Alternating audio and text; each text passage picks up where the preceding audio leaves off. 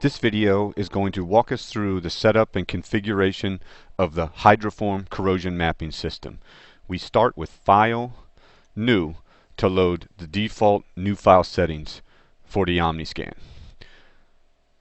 Go to the wizard, Setup, Start. We will modify the default phased array channel. The probe is automatically detected. Select the wedge from the database and note the height of the first element and primary offset.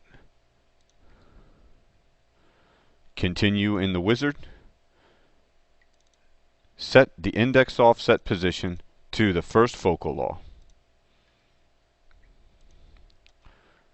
Continue for the programmation of the focal laws. Select linear at 0. The inspection will be an L-wave velocity of carbon steel. A custom velocity can be entered under the UT menu. Select a 4-element aperture using the 1st through 64th elements with a 1-element step. Enter a shallow focal depth, and we will configure the gate after the UT. Generate. This will produce the phased array group. Change the display to the A, S, and C scan with C scan off. Here we have the pipe to water interface, a series of back walls, and the second wedge echo. Continue to the UT setup and enter a negative start so we can see the water column. We can see that the water column is free of bubbles and the interface. Select a range of approximately 3 back walls. Continue to the pulsar. We will use low energy and optimum PRF. Under the receiver, select the filter closest to the frequency of the probe and video filter on. Under the Advanced tab, change our point quantity to 640. Lower the general gain until the surface interface backwall is approximately 100% amplitude. Continue to the gate configuration.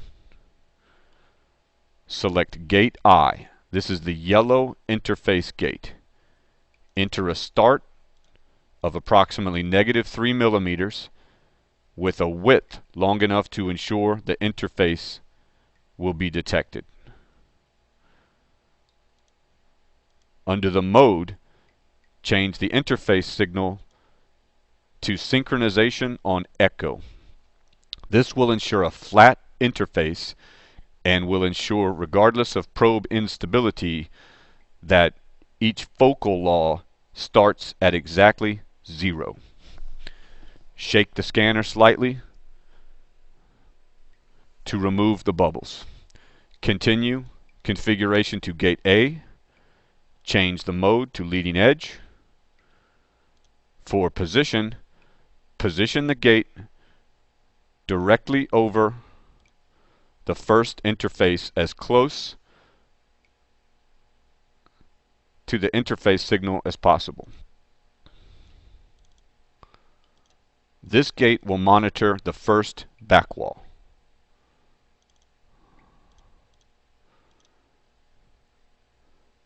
Under Gate A mode, we will see we're measuring the leading edge signal and it is synchronized to the I gate, creating a floating gate. Do the same for Gate B to cover the second back wall.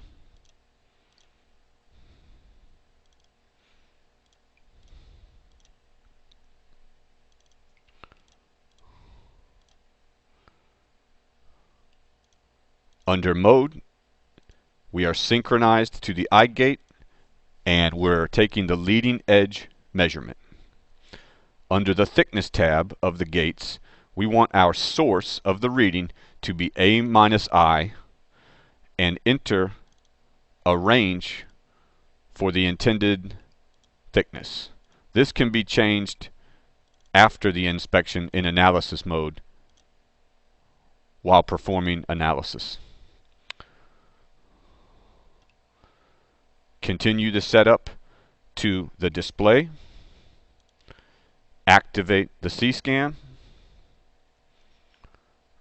Under View Settings for the C-scan, choose Source 1 Thickness, Source 2 A%. Under Properties, select the color palette, Depth, and enter the range for the inspection.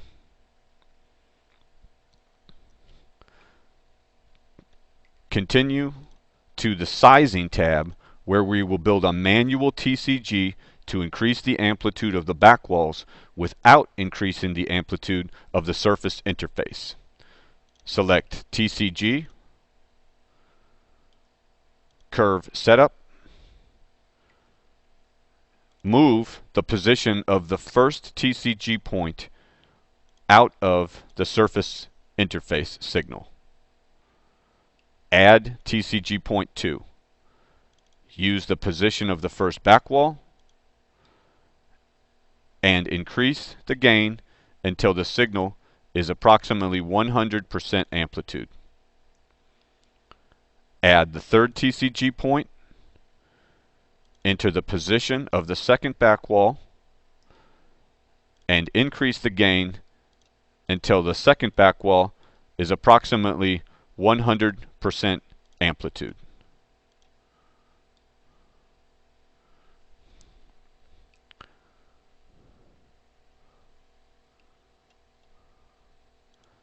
Continue to the Scan menu and change the inspection from Time to Encoder 1.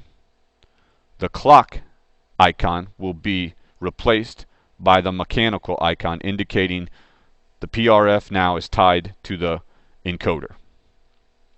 Our scan axis will be Encoder 1. This will be the circumference of the pipe. Change type to raster scan, allowing a 2-axis inspection. Enter the resolution of Encoder 1. Enter the resolution of Encoder 2. Be sure and consult your scanner manual or calibrate the resolution if it's not known. Under the Area tab, enter the circumference under the pipe for the scan axis. A scan resolution of 1 millimeter on the mechanical axis. For linear 0 mode, the index is automatically calculated as a function of the aperture. Enter the number of strokes. The third stroke will be 122 plus the 60 millimeter stroke. Ensure that the index axis from 0 to 183 in this case, and the scan axis from 0 to 1025 is correct on the C-scan.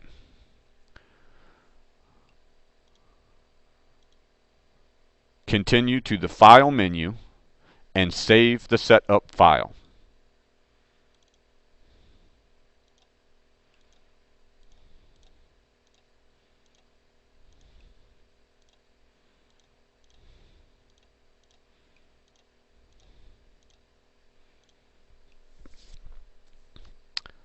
Under our data settings, ensure we are saving the A and C scan to the storage card or USB device. Enter a file name.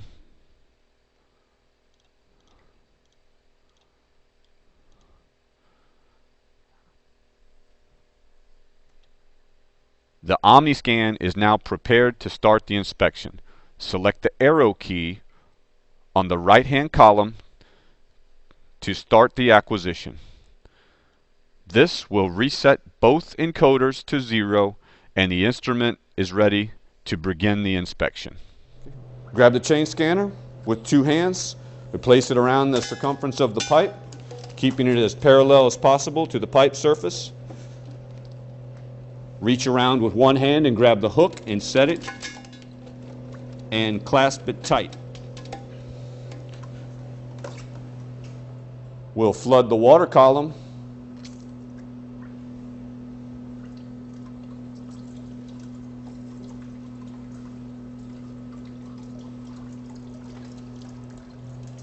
We'll shake the scanner to ensure it's free of bubbles.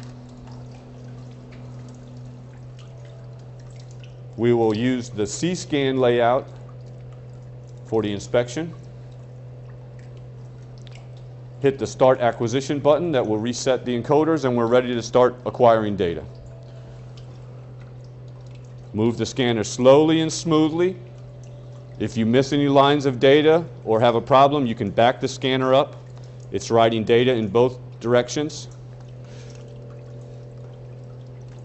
We complete the first stroke back to the start position.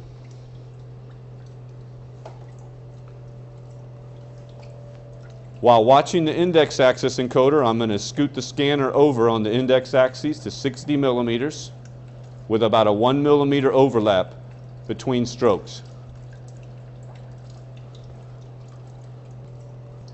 And begin acquiring the next acquisition.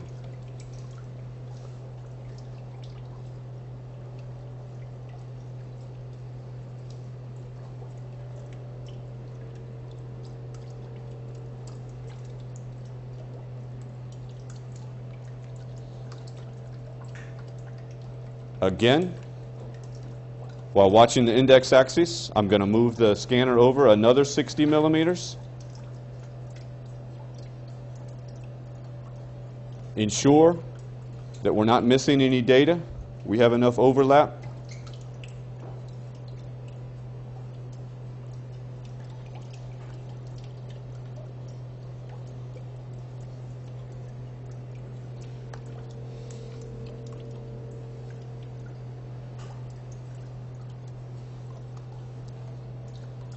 Bring the scanner all the way around back to the 0 position.